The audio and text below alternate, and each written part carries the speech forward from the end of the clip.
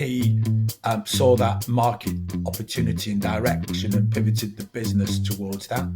The New Holland site, it's sort of 80 acres, probably about 1 million square feet, 100,000 square foot of warehousing space. We've got what we called our heart values within the business, which is helpful, empowered, ambitious, reliable and trusted.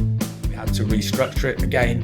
If you're looking to be inspired, motivated and educated by the business journeys and lessons learned of Leeds business owner, then this is a podcast for you. I'm your host, Phil Fraser. Before we start, I have one simple request. Please hit the follow or subscribe button on the app that you're listening on. Today's guest runs 1,000 staff, 45 location, 300 million turnover business, and he's sixth generation. Hear the fascinating story of Howarth Timber, the successes and the failures of the business, how you manage such a huge entity, and the family-owned aspects that power it. From sawing down trees to AI, this episode is one worth listening to. Today on the Leeds Business Podcast, I am delighted to have with me Nick Howarth, Joint Group Chair of the Howarth Timber Group. Good morning, Nick. Good morning, Phil, and good morning, all the watchers. And listeners. You've got to say good morning to the listeners as well. The listeners.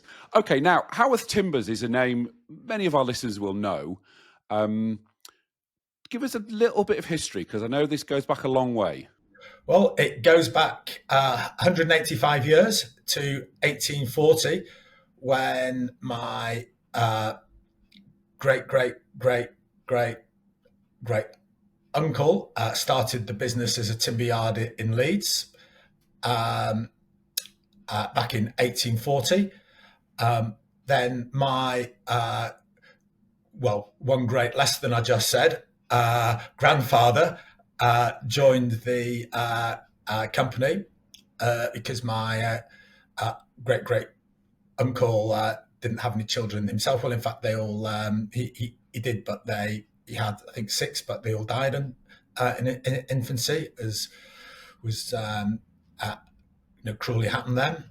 And the business stayed as a single site timber merchant in Leeds, down by near where the parish church is, on the end of East Street. I think there's an Ibis Hotel there now.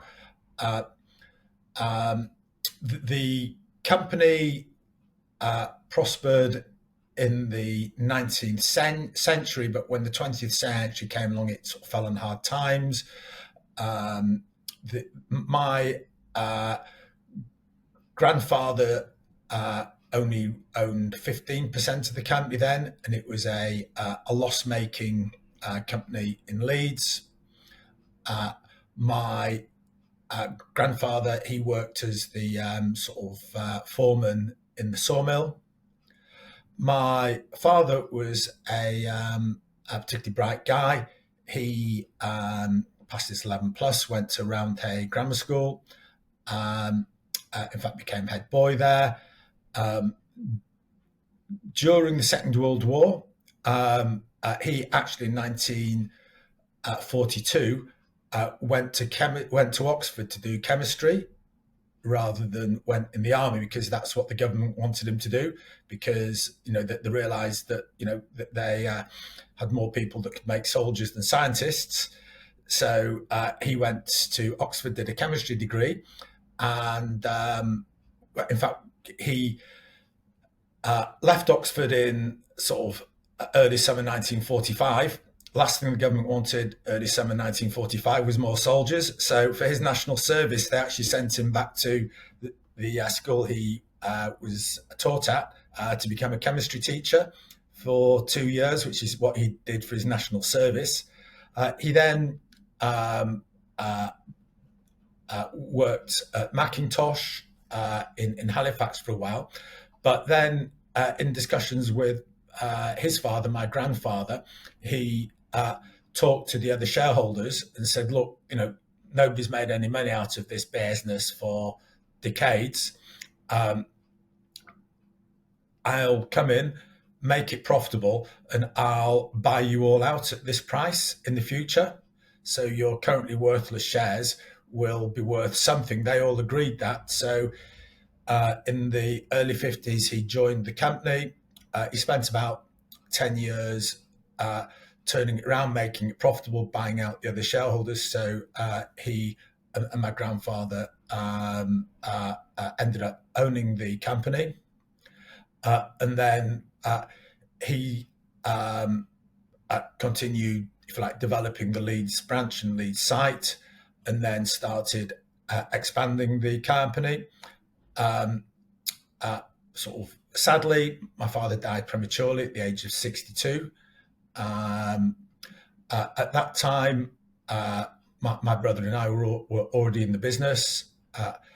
I was managing the Wakefield branch. My brother was managing the Leeds branch. I had, after I'd left school, I went to Manchester University, or University of Manchester Institute of Science and Technology, as it was then, which is now part of been absorbed into the main university. And I did what's called a management science degree, which was an early business studies degree. This was in 1975. I went there, and so my brother and I became joint chair when my father sadly died in 1988, and we've been sort of growing and developing the company since. So now we have over 1,000 colleagues working for us, 300 million turnover. We operate from about 45 sites. The group structure is there's a group holding company, which is actually quite small, but and then we have I think 5 operating companies. We've got Howarth Timber Building Supplies, which people in Leeds probably know us for, because we've got a timber and builders merchants in Leeds that also sells retail and a fairly strong online presence. We've got a company called Arbor Forest Products that imports value-add processes timber. In fact, that brings in sort of 9% of the timber into the UK. And that's co-located with the dock, which we own and operate, that imports timber both for ourselves and also for other people as well. In fact, most of what it imports is for other people. That's on the south bank of the Humber, opposite Hull. We have a company called Howarth Timber Engineered Solutions that operates from 4 factories doing structural floor and roof systems for new build housing. And our most recent acquisition, we have a company called Verdon Timber, which does pallets, packing cases for timber pallets and packing cases for the logistics industry. So that, in a nutshell, is what the group does. So we operate from about 45 different locations, and so we're a mixture of manufacturing and distribution. And with the distributions on the merchant side, we don't just sell timber, we sell building materials alongside them as well. Wow. I mean, as you quite rightly said, people will know Howarth Timbers. I mean, that's a fantastic history story, and the fact that it's got it sort of gone in and out of the family. That's just amazing. That's just amazing. So you went to university and did, as you said, management science. Were you always sort of lined up to join the business? Yes, I wasn't so much lined up to join it, although from a fairly early age, my father would take me into work. And then as soon as I was about 14, I started working within the business, both in the warehouse and behind the trade counter. So I'm actually quite good at mental arithmetic, because I worked behind the trade counter, and then in those days there weren't really calculators, or there were just kind of beginning of calculators. So you had to do a lot of mental arithmetic in your head. Going back to the early days, you worked on the shop floor and stuff like that. What's the feeling, and I've asked this of a number of sort of family business owners, what's the feeling from the rest of the staff of, oh, this is the boss's son he's going to be fast tracked and he doesn't have to work as hard and he's obviously going to get promoted and all that stuff. How do you sort of work through that? I never found it a problem. Plus, as far as I'm aware, when my children and when my nephews and nieces worked in the beer business, when they were at school or university, they never found it a problem either. I suppose in hindsight, I probably did get away with some things that I wouldn't have done as much if I'd been if I hadn't been the boss's son. But to be honest, I did work hard and conscientiously because that's my nature, basically. Just looking at what your dad did with the business, what was it he did that took it from a loss-making business to the business you took over in, what was it, 80? Did you say 86? Did you say 88? 88. Yeah. So yeah, that's what 37 years ago now. So it was. I think he was lucky to an extent in terms of he took the business over when there was a lot of house building going on, but also he adapted the business to changing times and markets, which is the thing we've always continued to try and do. Because when he took the business over originally, he would go out into the forests and mark up trees, which would then be chopped down and bought in, and they'd be put through the sawmill. Whereas he saw that the way forward was more imported timber. So he moved away from sawing trees as much and redirected the product range and the business strategy more towards the new build housing market, which at the time, we were building probably over twice as many houses as we are now. And, there was a lot of timber in houses then compared to what they are now. So he saw that market opportunity and direction and pivoted the business towards that. Okay, so what did the business look like when sort of you and your brothers stepped in? It had a number of branches. It had already acquired the site that it now operates from as Arbor Forest Products. That's the bulk importing site. Although it wasn't doing third-party traffic, but the site's been massively expanded and invested in since then, and we've really moved into value-added processes. And probably 2/3 of what we import now we value-add process, whereas in those days it was probably single-figure percentages. And we had some timber merchants. But they were just pure timber, not the mixed merchants that we are now. And we've also, expanded the engineered timber side for roofs and floors massively as well. Just talk us through that concept of value add for our listeners. What do you mean by that? Well, by value add, so we've had value add in 3 companies in terms of manufacturing process. Obviously, through our merchants, we add value in terms of knowledge and customer service and making how the products are made available. But if we just talk about the manufacturing at Arbor Forest Products, where we import timber, we process it into different components and profiles. We chemical treat it for preservative, and we paint as well. We give paint applications. On our engineered solutions, we manufacture and fabricate roof and floor structures as an off-site manufacturing that are installed on building sites. And then, Verdant Timber, we manufacture pallets and packing cases.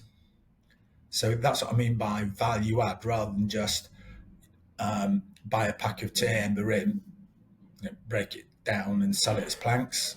That's not really value adding. Okay. Something you mentioned about your dockyard in Hull. You're importing timber for, in essence, your competition. Now, people would see that as quite odd. Let's talk about that. How does that sort of fit? The bulk of timber in the UK is imported. We import really in like that only softwood timber, primarily from Scandinavia and Europe. Although we do import some from Canada as well. And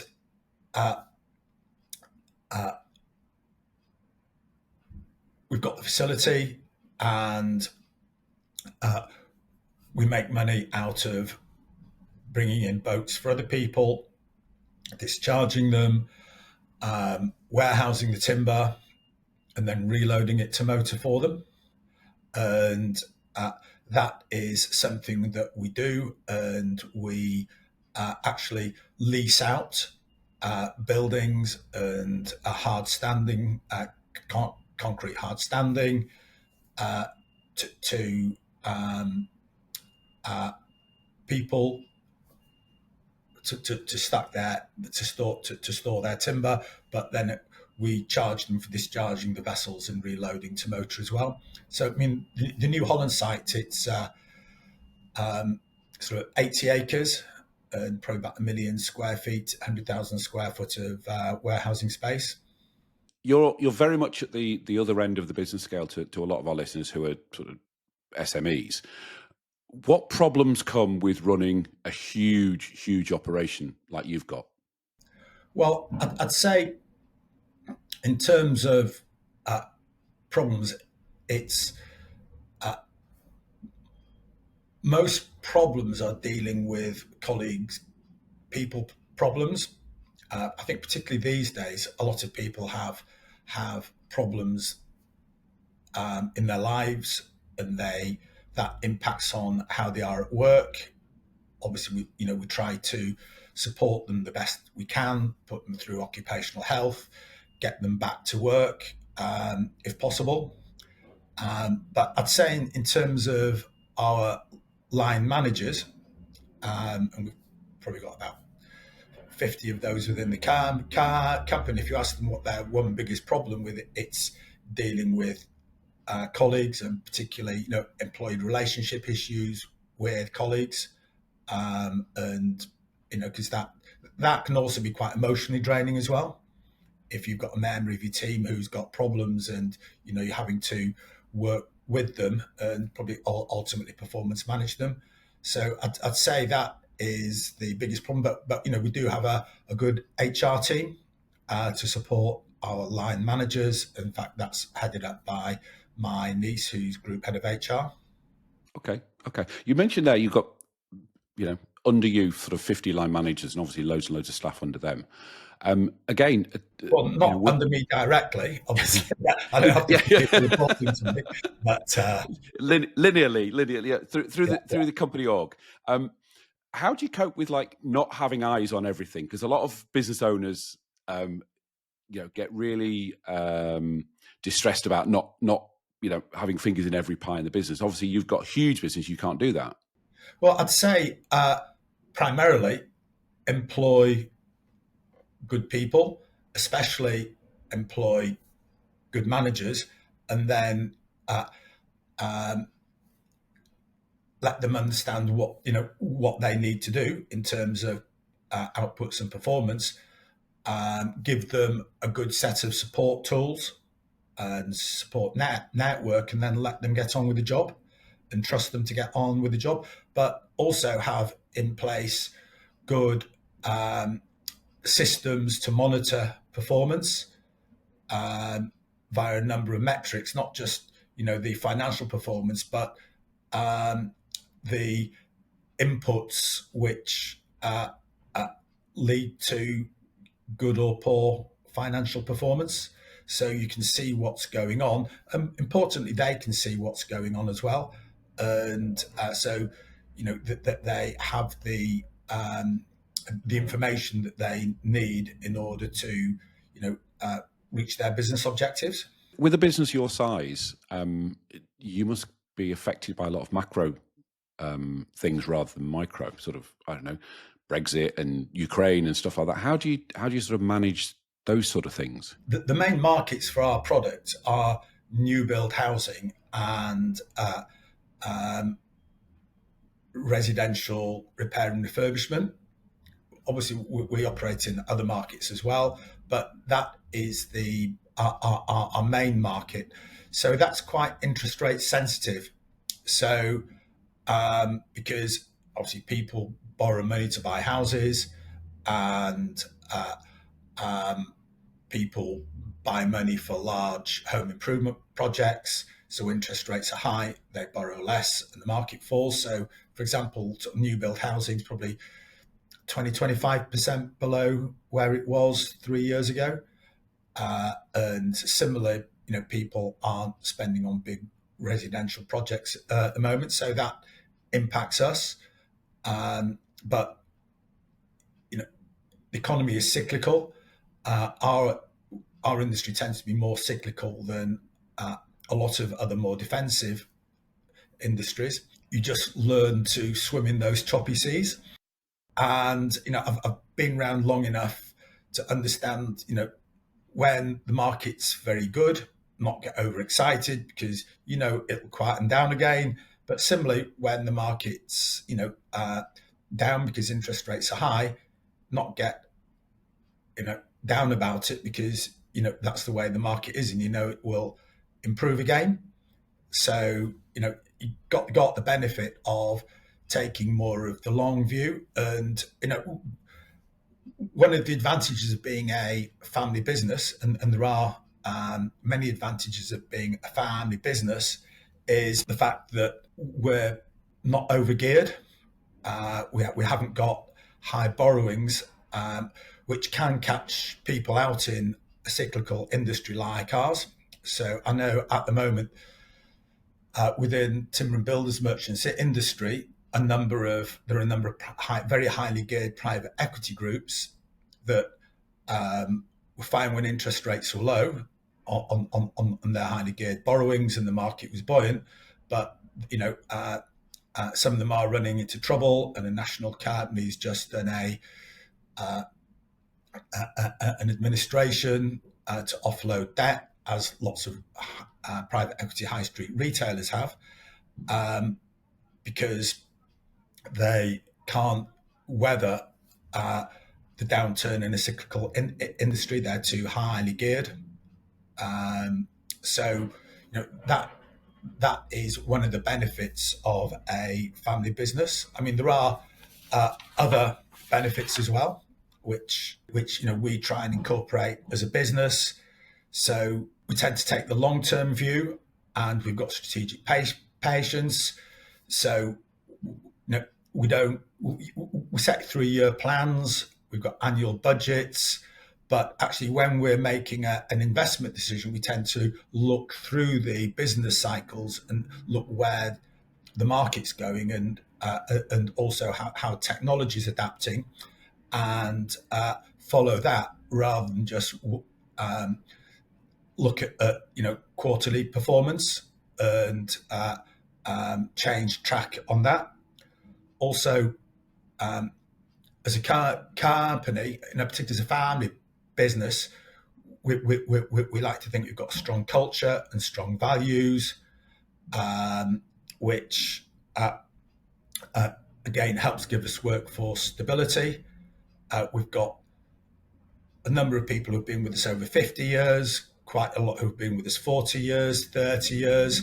Obviously, we recognise all those long-serving colleagues, but again, we've got what we called our heart values within the business, which is helpful, empowered, ambitious, reliable, and trusted.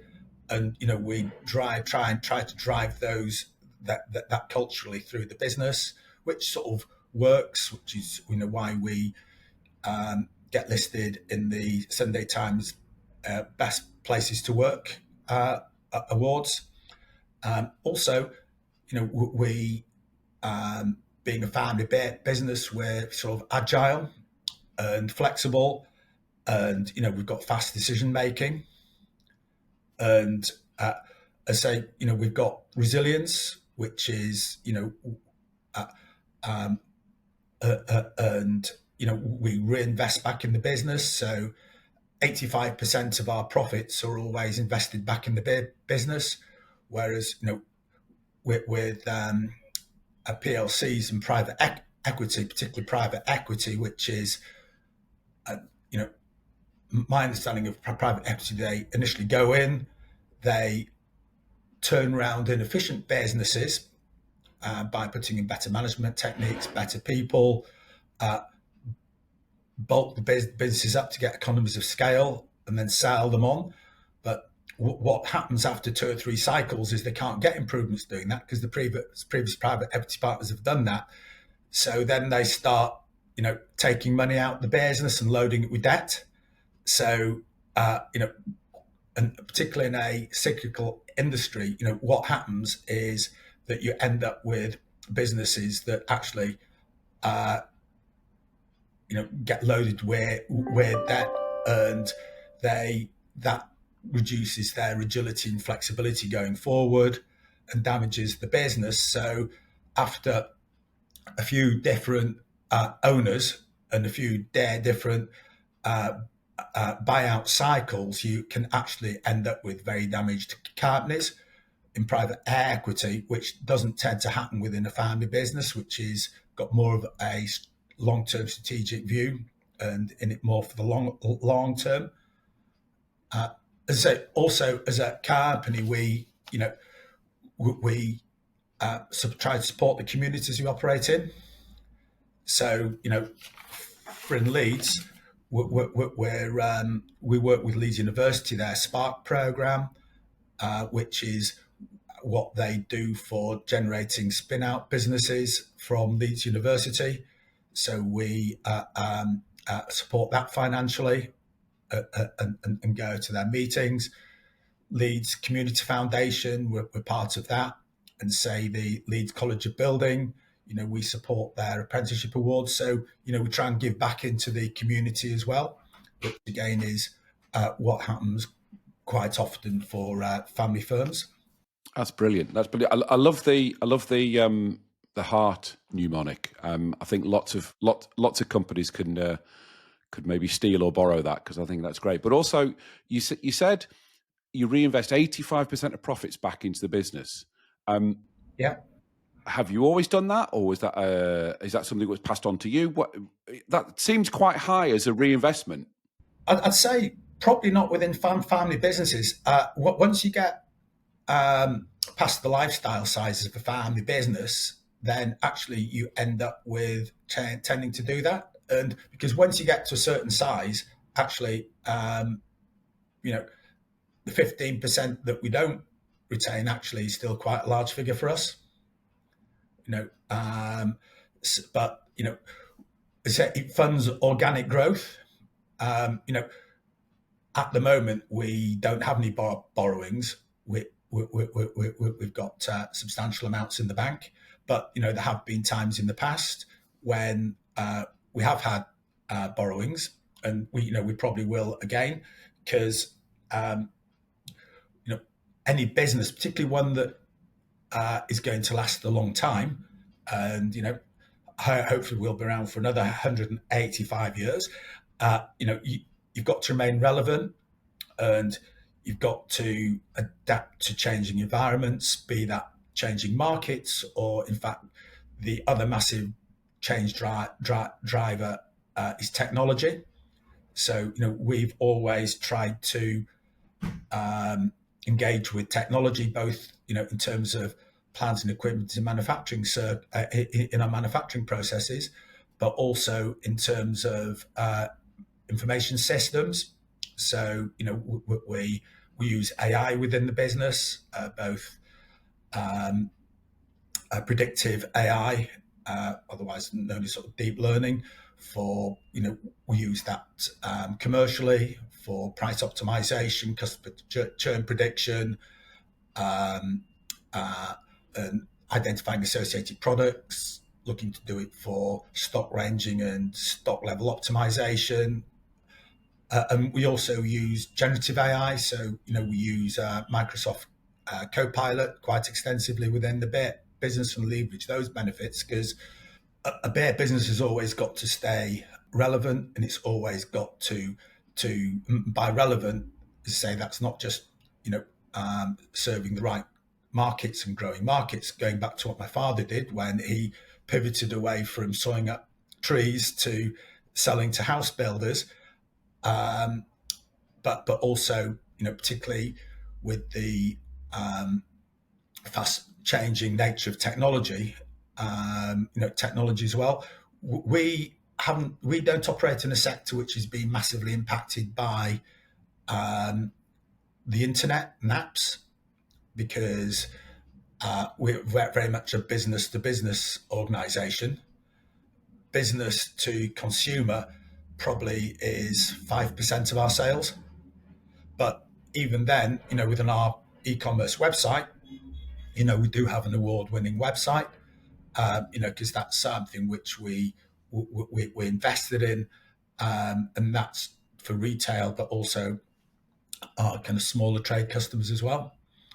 But AI is something which is going to impact every business, and we're just starting to see the benefits it can bring, and potentially they're going to be really massive.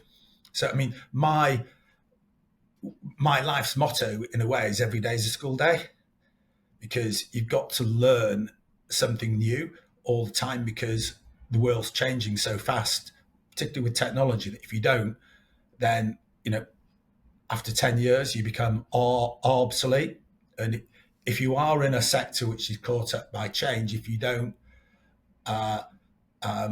identify and plan to for that change, you end up like Kodak or like Blockbuster or like so many sort of physical bricks and mortar travel agents that have just shut down. Yeah. And it's actually listening to all that. I mean, on one hand, I go, well, this is just a timber merchant. So what's AI got to do with it? But actually, I shouldn't be shocked that you're using it. And that's why you are so successful. That's why you've got, 45 sites and 300 million turnover, because you're at the pardon the pun, the cutting edge. That's great. That's great. Before we carry on, I need to talk to our listeners and viewers about the Leeds Business Podcast Fair Deal. The Leeds Business Podcast Fair Deal has two sides to it. My side of it is every week I bring you fascinating and interesting business owners like Nick, free of charge. You, listener and viewer, have one task. That is to recommend the podcast to one other person that you feel will get benefit from it. That's the Leeds Business Podcast Fair Deal. Sound like a fair deal, Nick? Sounds good to me, Phil. There you go. Nick thinks it's a good deal. So every week we ask our guests to give us a how-to. So, Nick, tell us what your how-to is going to be and tell us how to do it. Well, again, within the context of family business, I'd say it's exposing the next generation to the family business and the culture and values of the family business. That helps drive business continuity, even if they don't work directly within the family business because they choose alternative careers. You need to have family emotional engagement with the business for it to have continuity. So I've got a son who works in the business. I've got a daughter who doesn't work in the business. She lives down in London. Actually, so does my son. He manages one of our London operations down there. But my daughter works for L'Oreal, so she's got a successful career there. She's a brand director with a kind of over £100 million portfolio within L'Oreal that she leads. But my nephew works in the business. He is MD of our newest sort of smaller subsidiary. That's the packing case company. And also my niece works in the business. She's group head of HR. What we have is, and again, if I can give a shout out for an organisation here, we have been members of Family Business UK, which is the leading UK organisation for family businesses to join. And they have a lot of advice and support on succession, generational succession, and relationships between family and non-family management, relationships between family members working in business and ones that aren't. So, we set up a sort of structure of family constitution and family council, and define the relationship between the family and the business.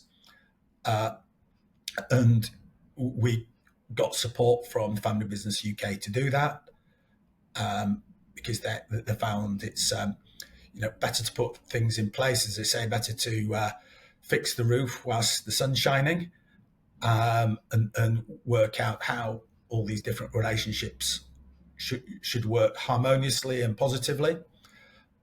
So, having your kids working within the business when they're at school, college is a good idea. I say my son loved it, my daughter didn't, but at least she tried it and realised that it was not for her. So that I think thinking about engaging, how you're going to engage your children within the family business, and exposing them to it and talking to them about it and giving them information about it is good. But whatever you do, whatever their choice, you've got to respect it. Just I'm 100% happy that my daughter's found an alternative career which she really enjoys and she's thriving in. But she still attends the family council meeting. In fact, she's chair of our family council at the moment, so she understands about the business and the business performance, and our group finance director comes to family council meetings, which we have every 6 months, and talks through the business and gives an overview about it. There is separation between what the family council doesn't make business decisions, but it's given information to understand about the business and can express its views. It's interesting that you have a family council. I've never come across that before. It was interesting as you're talking about it, and so if I interviewed your son in 3, 4, 5 years ago, he's got to add another grand to the grandfather uncle that you mentioned before. It's interesting. It's interesting because people often say with family business, it's clogs to clogs in 3 generations, and obviously you've twice, well, 2 cycles of that, you've managed to avoid that.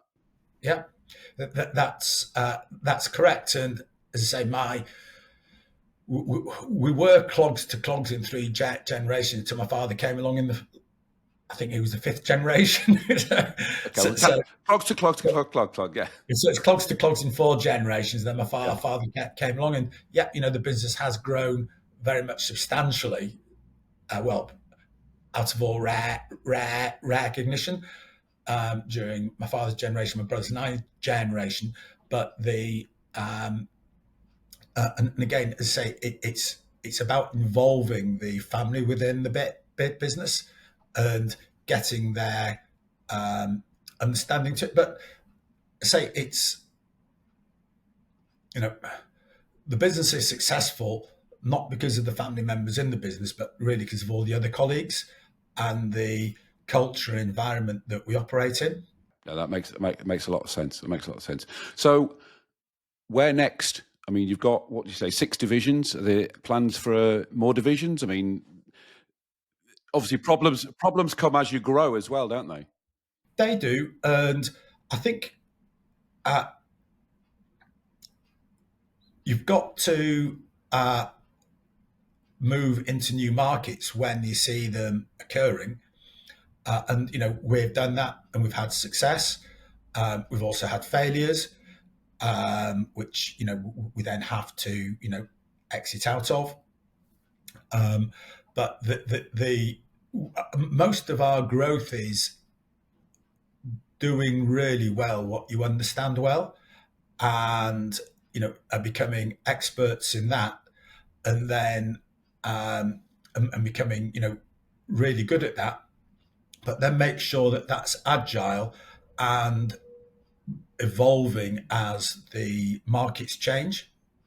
Because, good thing about wood is never going to go out of fashion. In fact, if you had to think about it, wood is a a naturally occurring, organically grown plastic that biodecomposes, Yep.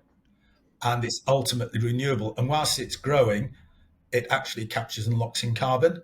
So if you thought what is, the best product in the world at that level, you'd probably you think timber. So timber isn't going to go out of fashion. Yet a lot of it's value added and processed. So, well, for example, we manufacture softwood timber profiles like skirtings, architraves, etc. But the market moved more to MDF, so we set up a factory to manufacture MDF profiles that we previously manufactured in softwood timber, which we still do manufacture in softwood timber. But then, we manufacture and fully process them and paint them, because that's what the market wants. So, you most of the opportunities come within what you're already operating in. Absolutely right. Absolutely right. Just become a specialist and expert in what you do. You mentioned, Nick, failure.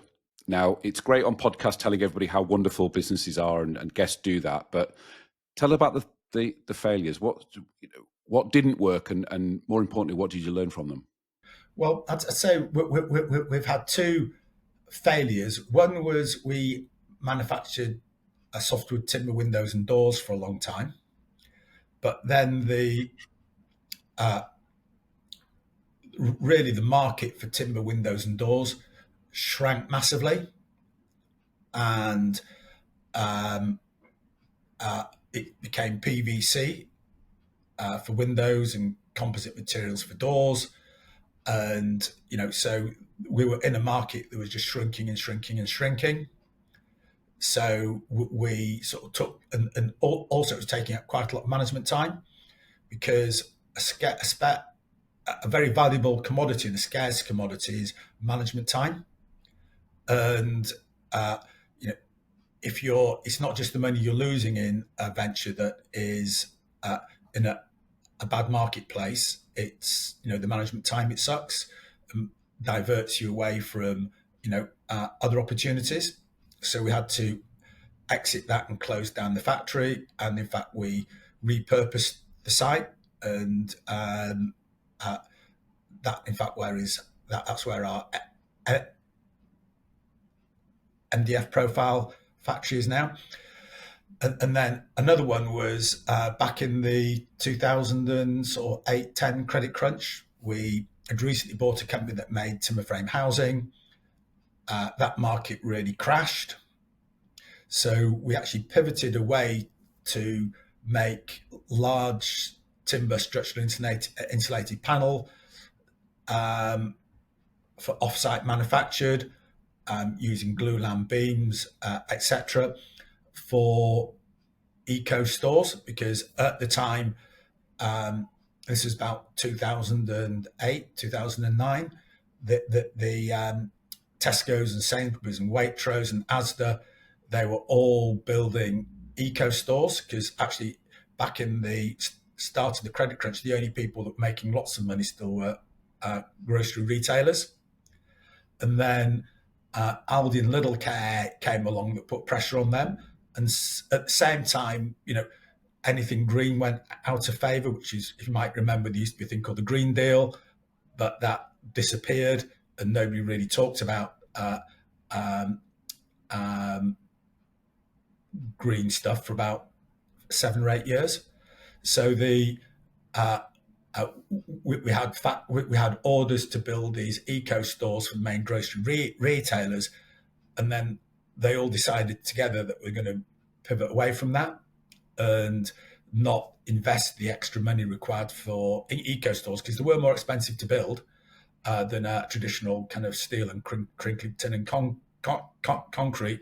But they kind of turn around and say, well, we love your product, we think it's really great, but unless you can do it for the same price as a non-eco store, we're going to have to cancel your orders. So that killed off that business and we had to restructure it. Again, that site now we have repurposed and grown into it and are using it fully again on other operations within the group. So, they were, if you like, two notable sort of failures, but you've got to recognise them and actually exit them. You can take the view, well, they're probably going to come round again. I understand that eco stores are making more of a comeback now for the major grocery retailers, but that's kind of 15 years later. So we at the time, we were in the middle of a big recession. The whole group was under financial stress. So, you have to take the view, well, it's losing bucket loads of money, it's draining cash. Can you see the market turning around relatively quickly? If the answer is no, well, actually, whatever you do isn't really going to change it because just the market's moved against you. And that was a similar situation with timber windows as well.